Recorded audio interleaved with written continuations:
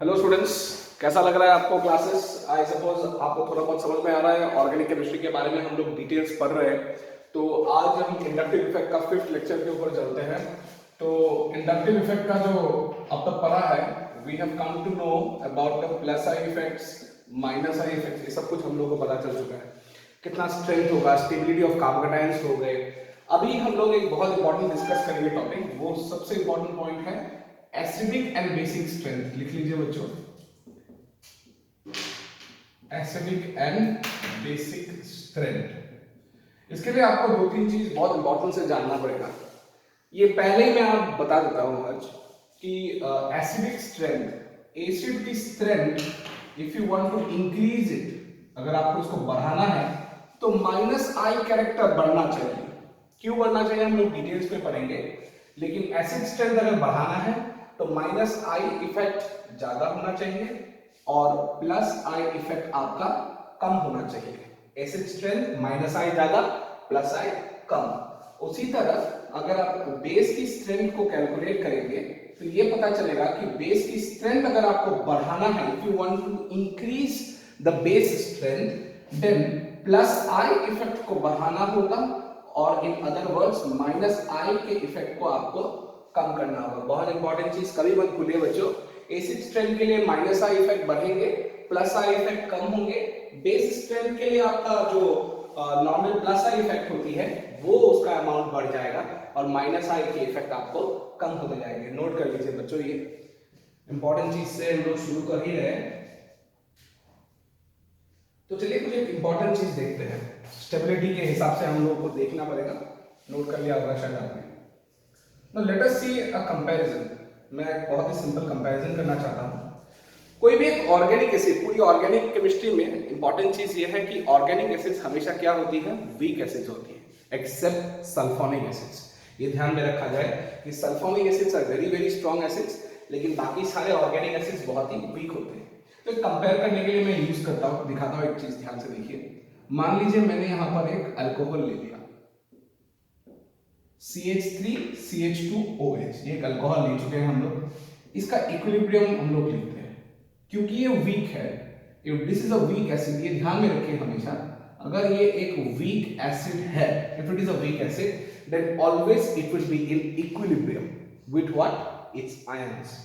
अगर यहां से डिसोसिएट किया जाए तो ये CH3CH2O- और H+ के ऊपर डिसोसिएट हो जाएगा। बहुत बच्चे मुझे यहाँ पर पूछते हैं कि सर यहाँ से हम लोगों ने OH- क्यों नहीं तोड़ा, सिर्फ H+ को ही तोड़ा क्यों? इसको थोड़ा डिटेल्स हम लोग समझ लेते हैं। ध्यान से देखिए बच्चों, यहाँ जो अल्कोहल लिया है, ये आपका अल्कोहल है, इसकी इलेक्ट्रोनेगेटिविटी अराउंड अबाउट 3.5 है। इसकी इलेक्ट्रोनेगेटिविटी ऑक्सीजन की, हाइड्रोजन की इलेक्ट्रोनेगेटिविटी अप्रॉक्सीमेटली 2.1 की है।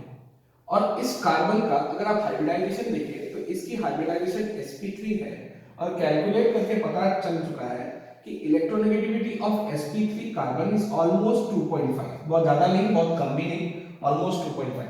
तो ये ध्यान में रखा जाए कि इन दो इस ऑक्सीजन के रेफरेंस पे दोनों बॉन्ड को देखते हैं, ऑक्सीजन और हाइड्रोजन, इन दोनों में डिफरेंस कितना हुआ, 1.4। This is the difference between this oxygen and this hydrogen. इन दोनों में अगर ध्यान से देखा जाए, इसमें 3.5 है, इसमें 2.5, इन दोनों में डिफरेंस कितना हुआ, 1.0। अभी ध्यान से देखिए किस तरफ, अगर आपको क्वेश्चन पूछा जाए, मैं आपको पूछता हूं कि इधर 1.4 इलेक्ट्रोनेगेटिविटी डिफरेंस है और इधर आपका 1 है, तो किस में ज्यादा होगा डिफरेंस? डेफिनेटली 1.4 में ज्यादा है, क्योंकि 1.4 में ज्यादा है, for that particular reason this bond will tend to break more. ये इलेक्ट्रॉन इस तरफ से ज्यादा खींचेगा। ये नहीं बोल रहा हूं कि यहां से नहीं खींच रहे, लेकिन इन दोनों बॉन्ड के कंपैरिजन से इस तरफ बॉन्ड ज्यादा खींचेगा इलेक्ट्रॉन्स, ये माइनस चार्ज और ये प्लस चार्ज। इसीलिए अल्कोहल्स का हम लोग एसिडिक एक्शन ज्यादा डिटेल्स में पढ़ पाते हैं in comparison to your base. इसी से हम लोग को पता चलता है। दूसरा एग्जांपल दिखा देता हूं, सोडियम हाइड्रोक्साइड। सोडियम हाइड्रोक्साइड को अगर मान लीजिए ध्यान से डिटेल्स पे, तो यहां पर भी कंफ्यूजन होती है कि सर ये OH- करके क्यों टूटता है। फिर से एग्जांपल दे देते हैं। इसका 3.5 था, याद है बच्चों, इसका 2.1, डिफरेंस कितना आता था इसका, 1.4। इसका अगर सोडियम का लिया था, इट्स ऑलमोस्ट 0.8 और 3.5 में डिफरेंस कितनी आएगी, 2.7 के करीब आएगी। तो क्योंकि सोडियम और ऑक्सीजन में डिफरेंस ज्यादा है तो इस तरफ से टूटेगा, यहाँ माइनस यहाँ प्लस, इसीलिए ये आपका एक बेसिक नेचर दिखाएगा। लेकिन इस अल्कोहल में या बाकी दूसरे जो आपके ऑर्गेनिक एसिड्स होंगे इसमें आपका डिफरेंस जो होगा, इस तरफ आपका डिफरेंस कम होगा, इसलिए ये ज्यादा टूटेगा, सॉरी ज्यादा होगा इसलिए ज्यादा टूटेगा। You will be getting H+ and this will be behaving as an OH-। पहले ये नोट कर लीजिए बच्चों, कॉन्सेप्ट बहुत इंपॉर्टेंट है। कौन सा चीज एसिड कौन सा चीज बेस होने के लिए बहुत इंपॉर्टेंट होती है। इससे आप लोग अभी इक्विलिब्रियम कांस्टेंट वाला चीज भी निकालेंगे डिटेल्स में।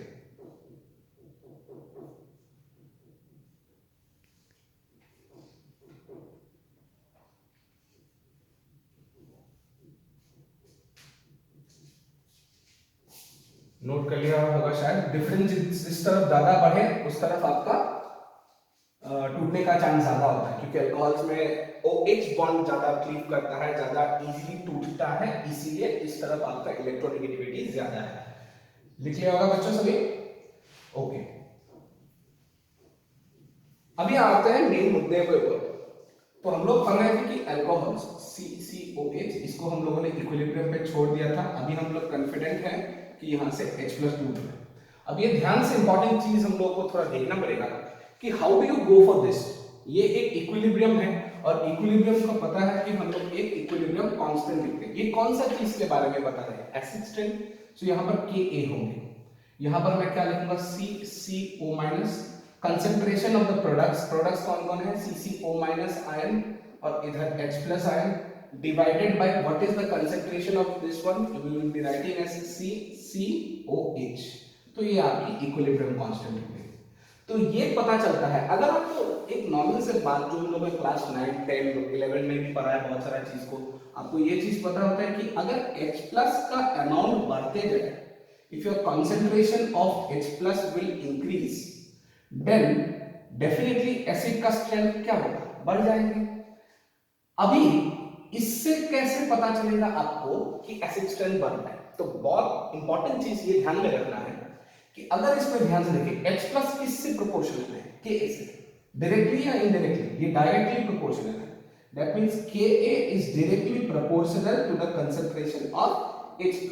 जितना अगर आपको H+ बढ़ाना है तो Ka बढ़ना पड़ेगा, या इन अदर वर्ड्स अगर Ka कम हो जाए तो H+ का अमाउंट भी कम हो जाएगा। मतलब अगर इक्विलिब्रियम कांस्टेंट बढ़ा, इस चीज का अगर इक्विलिब्रियम कांस्टेंट बढ़ा तो आपका H+ बढ़ेगा, तब आपका क्या होगा बच्चों? एसिडिक स्ट्रेंथ भी बढ़ते जाएंगे। Okay, we will see now how the Ka will increase. पहले ये भी नोट कर लीजिए, इक्विलिब्रियम कांस्टेंट है, हमेशा भूल मत जाइए बच्चों। Equilibrium constant is always products concentration divided by the reactants concentration. तो यहाँ CCO-, इस आयन को कभी-कभी हम लोग एल्कोक्साइड आयन भी बोलते हैं। इधर 2 कार्बन है इसलिए इथॉक्साइड बोलेंगे, ठीक है बच्चों? इथॉक्साइड आयन into H+, ये तो आपका कंसंट्रेशन ऑफ एसिड का पावर है, divided by the concentration of the alcohol. तो ये पता चला कि जितना ज्यादा H+ उतना ज्यादा एसिडिक स्ट्रेंथ। और H+ इस इक्वेशन से कैसे पता चलेगा? जितना Ka बढ़ेंगे उतना आपका H+ की कंसंट्रेशन बढ़ते जाएंगे। ठीक है, यहाँ तक क्लियर है शायद? ओके, मैं फिर से यहाँ पर रब कर देता हूँ, थोड़ा डिटेल्स में भी पढ़ना होगा। So we know now that this is our equilibrium constant. एक बात बताइए, ये Ka क्यों लिखा? क्योंकि ये एसिड स्ट्रेंथ के हिसाब से है। ओके, नाउ एक चीज हम लोग रिवाइंड करते हैं। कोई भी इक्विलिब्रियम कांस्टेंट, इसका रेशियो हमेशा प्रोडक्ट बाय रिएक्टेंट होता है। जब प्रोडक्ट की कंसंट्रेशन इक्विलिब्रियम में लिया जाए और रिएक्टेंट की कंसंट्रेशन इक्विलिब्रियम में लिया जाए, तब इन दोनों के रेशियोज को हम लोग क्या बोलते हैं बच्चों? Equilibrium constant. अभी एक बात बताओ बच्चों, अगर इक्विलिब्रियम कांस्टेंट बढ़ना है, if you want to go for increase in equilibrium constant, एक सिंपल सा बात, ये अगर बढ़ना है तो ये ज्यादा होना चाहिए, कम होना चाहिए? प्रोडक्ट्स ज्यादा होना चाहिए। और मतलब दूसरे तरह से भी देखें तो इसको आपको कम करना पड़ेगा।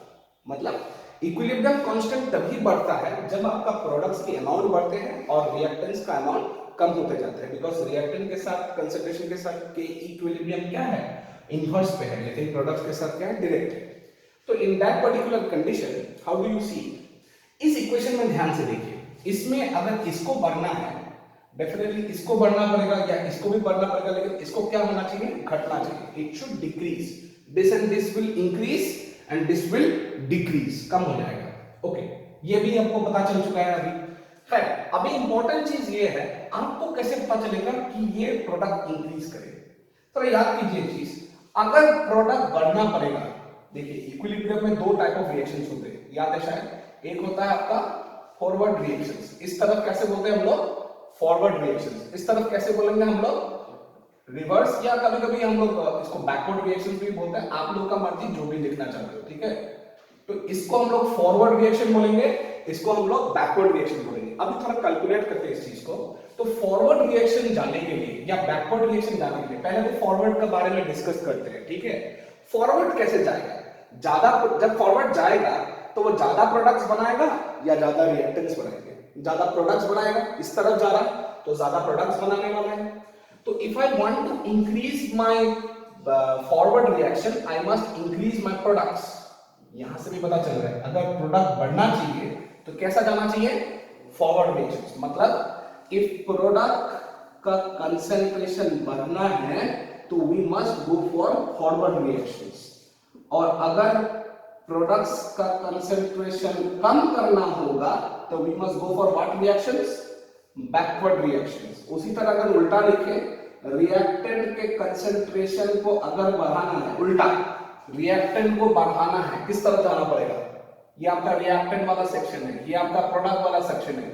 अगर आपको रिएक्टेंट की तरफ जाना पड़ेगा, then what will we do, we will increase what, backward reaction. तो बैकवर्ड रिएक्शन यहां पर बढ़ना पड़ेगा, और अगर आपका रिएक्टेंट का कंसंट्रेशन कम होने के लिए आपको फॉरवर्ड रिएक्शन फिर से बढ़ाना पड़ेगा। सो बार बार बोल रहा हूं बच्चों, प्रोडक्ट्स बढ़ना पड़ेगा तो फॉरवर्ड रिएक्शन जाना चाहिए, प्रोडक्ट्स कम होना चाहिए तब बैकवर्ड रिएक्शन बढ़ेगा, रिएक्टेंस अगर बढ़ना चाहिए तो बैकवर्ड रिएक्शन बढ़ेगा, रिएक्टेंस कम होना चाहिए तो फॉरवर्ड रिएक्शन बढ़ेगा। कभी मत भूल जाइए, पहले लिख लीजिए बच्चों, नोट कर लीजिए इसको।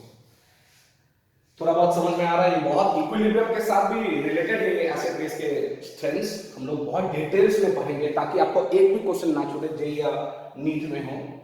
लिख लिया बच्चों, नोट कर लिया शायद, ठीक है।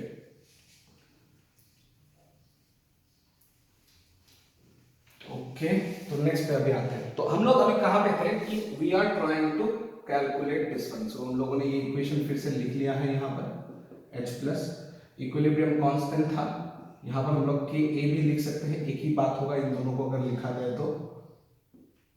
सो it was nothing but CCO minus into H plus by what, CCOH। अब ये पता चला, in order to increase my equilibrium constant, अगर इंक्रीज करना है तो प्रोडक्ट्स को क्या करना चाहिए था, बढ़ना चाहिए। प्रोडक्ट्स कैसे बढ़ेगा, फॉरवर्ड रिएक्शन या बैकवर्ड रिएक्शन, फॉरवर्ड रिएक्शन। अच्छा, अगर Ka बढ़ना है तो हम लोगों को पता चला कि फॉरवर्ड रिएक्शन जाना पड़ेगा। फॉरवर्ड रिएक्शन कब जाएंगे, जब ये आयन स्टेबल होंगे या अनस्टेबल होंगे।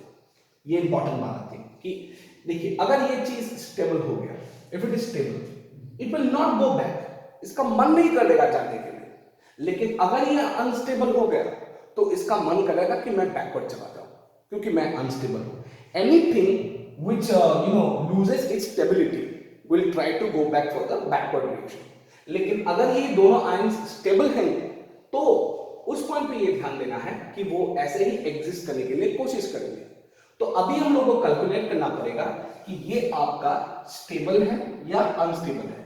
अगर आपके ध्यान से देखिए, यहां ये आपका एसिड है, हम लोग ले रहे हैं इसका एसिडिक कैरेक्टर, तो ये यहां से मैंने यहां पर क्या माइनस कर दी, एक H प्लस गायब कर दिया, इस अल्कोहल से मैंने H प्लस गायब कर दिया। तो इस एसिड का ये क्या बन जाता है बच्चों, कॉन्जुगेट बेस। ये कभी मत भूलिए हाँ, कि एक एसिड से अगर H प्लस रिमूव कर दे तो उससे हम लोग का जो चीज बनता है उसको क्या बोलेंगे, कॉन्जुगेट बेस। और एक बेस से अगर आप H प्लस को एक्सेप्ट करवा लें तो उसको हम लोग बोल देंगे कॉन्जुगेट एसिड। तो यहां पर क्या किया है मैंने कि इस अल्कोहल जो मैंने एसिड मान लिया, इससे मैंने H हटा दी, H प्लस हटा दी, यहां पर आ गया CCO minus. So this CCO minus is the conjugate base of this particular acid. ऐसे करते करते हम लोगों को ये पता चल गया है कि अगर आपका कॉन्जुगेट बेस, अगर आपका कॉन्जुगेट बेस स्टेबल हो गया, if this is stable, इसका स्टेबिलिटी बढ़ चुका है, that means it will go for what type of reactions? Forward reactions. Forward reactions बढ़ने से क्या बढ़ता है बच्चों? क्या बढ़ता है? प्रोडक्ट्स बढ़ेगा। अगर प्रोडक्ट्स बढ़ा तो हम लोगों को पता है इक्विलिब्रियम कांस्टेंट के साथ प्रोडक्ट्स की कंसंट्रेशन क्या होती है? डायरेक्ट होती है। ये बढ़ गया तो ये क्या हो जाएगा? बढ़ जाएंगे। और अगर इक्विलिब्रियम कांस्टेंट बढ़ा, तो H प्लस क्या होगा? बढ़ जाएंगे। कैसे बढ़ेंगे? क्योंकि ये डायरेक्ट है या इनडायरेक्ट है? डायरेक्टली प्रोपोर्शनल है। तो अगर इक्विलिब्रियम कांस्टेंट बढ़ा मतलब इसका अर्थ ये है, मीनिंग इज कि H प्लस का कंसंट्रेशन बढ़ गया, और अगर H प्लस का कंसंट्रेशन बढ़ गया मतलब एसिड की स्ट्रेंथ बढ़ गई। समझ में आया बच्चों? फिर से बता रहा हूं, चीज को रिवाइज कर लीजिए, बहुत क्लियर करना चाहिए आपको टॉपिक। अल्कोहल लिया CCO माइनस और H प्लस, ये CCO माइनस में क्या नहीं है, क्या हटा दिया हम लोगों ने? H प्लस हटा दी। यहां से H प्लस हटाने के बाद क्या मिला हम लोगों को? Conjugate base. हम लोगों ने इस अल्कोहल का एक एक्सप्रेशन लिखा है, इसको क्या बोल रहे हैं? Equilibrium constant CCO minus into H plus divided by the concentration of alcohol.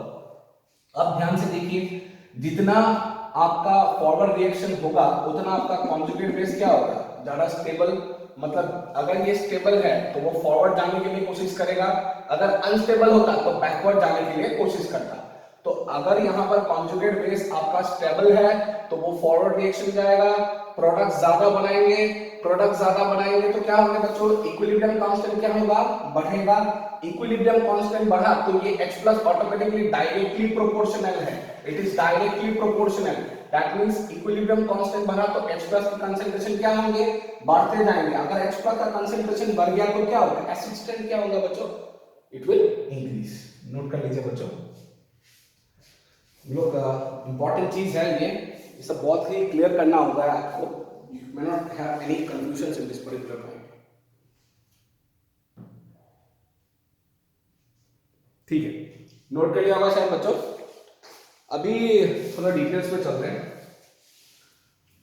तो आपको पता चल चुका है बेसिक फंडामेंटल क्या है, ये आज आपको क्लियर हो चुका है कि एसिड स्ट्रेंथ बढ़ने के लिए इक्विलिब्रियम कांस्टेंट बढ़ना पड़ेगा। और इक्विलिब्रियम कांस्टेंट कैसे बढ़ेगी बच्चों? If the conjugate base is stable. ठीक है, तो ये पता चलता है हम लोगों को, ये डिस्कस अपन लोगों ने कर लिया है कि अगर आपका एसिड स्ट्रेंथ बढ़ना है तो बार बार बोल रहा हूं इक्विलिब्रियम कांस्टेंट बढ़ना चाहिए। इक्विलिब्रियम कांस्टेंट कैसे बढ़ेंगे? अगर आपके कॉन्जुगेट बेस क्या होंगे बच्चों? स्टेबल होंगे।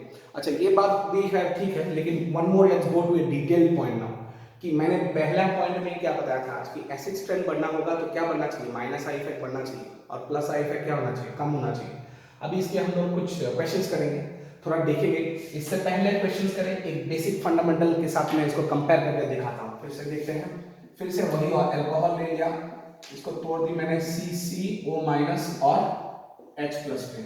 इसका मैं अभी इक्विलिब्रियम कांस्टेंट लिख लेता हूं, KEQ1 ले लिया मैंने, यहाँ पर ले ली CCO minus into H plus by CCOH। इसको अभी कंपेयर करेंगे हम लोग वाटर के साथ, OH।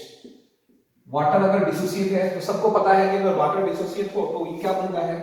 OH माइनस के साथ, और एक चीज क्या बनता है? H plus. इसके लिए मैंने इक्विलिब्रियम कांस्टेंट 2 ले लिया। अभी फिर से अपन लोग लिखते हैं यहाँ पर OH माइनस और H plus divided by the concentration of one बच्चों वाटर ले लिया। ठीक है, अच्छा, वाटर तो आपका एक सबको पता है ये लिक्विड भी है, ये भी लिक्विड हो सकता है, कोई बात नहीं है, it's a constant point. But एक चीज ध्यान में फिर से हम लोग को नहीं भूलना चाहिए, अब हमको देखना है कि इन दोनों इक्विलिब्रियम कांस्टेंट में से किसका इक्विलिब्रियम कांस्टेंट ज्यादा है। क्योंकि जिसका इक्विलिब्रियम कांस्टेंट ज्यादा होगा उसमें H प्लस की अमाउंट क्या होगी? ज्यादा होगी। तो अगर हम ध्यान से देखें तो इक्विलिब्रियम कांस्टेंट 1 और इक्विलिब्रियम कांस्टेंट 2 में से ज्यादा स्टेबल या ज्यादा वैल्यू इसका किसका होगा?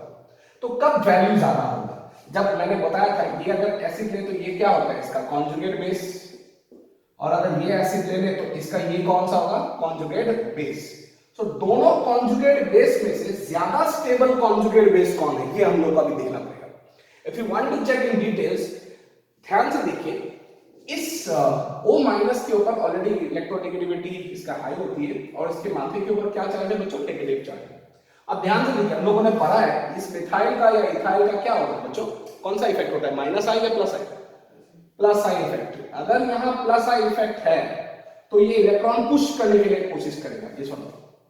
अगर पुश करने के लिए कोशिश करे तो इसके माथे के ऊपर तो ऑलरेडी नेगेटिव चार्ज है, अपन लोगों को ये भी पता है, लेकिन प्लस आई इफेक्ट अगर और देने के लिए कोशिश करे तो ये एनायन जो होगा वो स्टेबल होगा या अनस्टेबल होगा? ये अनस्टेबल हो जाएगा, तो दिस विल बिकम अनस्टेबल। लेकिन इस OH माइनस को ध्यान से देखें, इस OH माइनस में इस O माइनस के साथ कौन कनेक्टेड है? हाइड्रोजन। ये हमने बताया था कि प्लस आयन या माइनस आयन कोई भी चीज हो, ये सबसे इसको हम लोग रेफरेंस पॉइंट लेते हैं, इसका कोई पावर हम लोग नहीं लेते एकदम। तो इज इट पुशिंग इलेक्ट्रॉन्स और पुलिंग? कुछ नहीं कर रहा है, ना तो पुश कर रहा है ना पुल कर रहा है, ये यहाँ पर ऐसा ही बैठा है। So in this comparison we come to know कि इन दोनों में से ये इसमें प्लस आयन होने के कारण, ध्यान से सुनिए इंपॉर्टेंट चीज है बच्चों, प्लस आयन होने के कारण ये कॉन्जुगेट बेस क्या हुआ? अनस्टेबल। इसमें कुछ नहीं है तो ये कॉन्जुगेट बेस इसके कंपैरिजन में थोड़ा स्टेबल होगा। हाँ, ये बहुत सालों से ये अनस्टेबल भी हो सकता है, लेकिन अभी जब हम लोग अल्कोहल और वाटर को कंपेयर कर रहे हैं तो इसके कंपैरिजन में हम लोग इसको ज्यादा स्टेबल मान रहे हैं। So in comparison to this alkoxide ion, ethoxide, दो carbon ethoxide ion, hydroxide ion is a bit more stable. अच्छा, मैंने ये बताया था कि कॉन्जुगेट बेस जितना स्टेबल होता है उतना आपका फॉरवर्ड रिएक्शन ज्यादा जाएगा। अभी इक्वेशन ए है, ये सिस्टम ए ले लिया और एसिड बी ले लिया। अब आप एक बात बताइए, इन दोनों में से ये अनस्टेबल है, ये ज्यादा स्टेबल है, तो इन दोनों में से कॉन्जुगेट बेस क्योंकि इसका अनस्टेबल है तो फॉरवर्ड रिएक्शन किस पर ज्यादा जाएगा? ऊपर वाला का ज्यादा फॉरवर्ड रिएक्शंस करेंगे या नीचे वाले का ज्यादा फॉरवर्ड रिएक्शंस करेंगे? नीचे वाले का ज्यादा फॉरवर्ड रिएक्शंस होगा यहाँ पर। सो यहाँ पर फॉरवर्ड रिएक्शंस ज्यादा होगा। अगर फॉरवर्ड रिएक्शन ज्यादा हुआ तो ये बात बताइए कि प्रोडक्ट्स क्या होंगे? It will increase. अगर प्रोडक्ट ज्यादा इंक्रीज करे तो हम लोगों को पता है अगर प्रोडक्ट्स इंक्रीज करता है तो इक्विलिब्रियम कांस्टेंट क्या होती है? बढ़ जाती है। अगर इक्विलिब्रियम कांस्टेंट बढ़ गया तो इसकी H+ कंसंट्रेशंस क्या होंगे? बढ़ जाएंगे। किसके कंपैरिजन में? ऊपर वाले के कंपैरिजन में, क्योंकि कॉन्जुगेट बेस अनस्टेबल है इसीलिए हम लोगों को पता चला कि नीचे वाला ज्यादा स्टेबल होगा। इसीलिए हमको ये पता चला कि यहाँ पर प्रोडक्ट्स ज्यादा मिलेंगे। प्रोडक्ट ज्यादा मिलने के कारण ये ज्यादा फॉरवर्ड रिएक्शन करेगा। अगर ज्यादा फॉरवर्ड रिएक्शन किया तो इसके इक्विलिब्रियम कांस्टेंट्स क्या होंगे? ज्यादा होंगे। ज्यादा होने के कारण equilibrium constant the H+ concentration will be more. So finally we come to know कि वाटर और अल्कोहल में ज्यादा एसिड स्ट्रेंथ किसमें मिलेगा आपको? Water. So water is more acidic in comparison to alcohol. मतलब अल्कोहल पीने से पेट में एसिडिटी नहीं होगी, ये पता चल चुका है। अच्छा, कुछ भी हो, ऑर्गेनिक केमिस्ट्री में बहुत सारा उथल पुथल होता है, बहुत सारे एक्सेप्शन के ऊपर एक्सेप्शन बनते रहते हैं हम लोग, लेकिन कोई एक्सेप्शन नहीं है बच्चों, सबका एक प्रॉपर रीजनिंग है। हम लोग सब रीजनिंग डिटेल्स में पढ़ेंगे बच्चों, कोई दिक्कत नहीं है। एनीवेज, तो बात यह है कि हम लोग को ये पता चला कि वाटर इज मोर एसिडिक, इसके एसिडिक स्ट्रेंथ इससे ज्यादा है। कैसे कंपेयर किया? बार बार कॉन्जुगेट बेस इसका स्टेबल या इसका स्टेबल, ज्यादा स्टेबल तो इसका प्रोडक्ट ज्यादा तो फॉरवर्ड रिएक्शन ज्यादा तो इक्विलिब्रियम कांस्टेंट ज्यादा तो H+ अमाउंट ज्यादा, तो ये ज्यादा एसिडिक हो गया। अल्टीमेटली जाके क्या चीज पता चला? कौन नाटक किया इन सब में से? सबसे प्रॉब्लम कौन किया है? This one. अगर यहाँ प्लस आयन नहीं होता तो सब कुछ ठीक था, क्योंकि यहाँ प्लस आयन है इसीलिए अनस्टेबल बन चुका है, इसीलिए इसकी एसिडिक स्ट्रेंथ क्या हो गई? कम हो गई। That's why we conclude one thing कि प्लस आई होने से एसिडिक स्ट्रेंथ क्या हो चुका है? कम हो चुका है। माइनस आई होने से एसिडिक स्ट्रेंथ क्या होगा? बढ़ जाएंगे। ठीक है बच्चों, ओके। नेक्स्ट लेक्चर पे हम लोग बहुत सारे एसिड्स को कंपेयर करेंगे डिटेल्स में। तब तक के लिए आप लोग उसको नोट करके थोड़ा डिटेल्स में कॉपी कर लीजिए।